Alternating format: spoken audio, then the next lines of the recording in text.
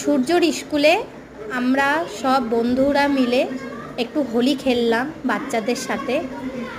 তো সবারই সাথে তো সবসময় দেখা হয় না, তো তার জন্য আজকে লাস্ট স্কুল হলো। তো আমরা ভাবলাম একটু সবাই মিলে একটু হোলি খেলি, বাচ্চারাও একটু আনন্দ পায়।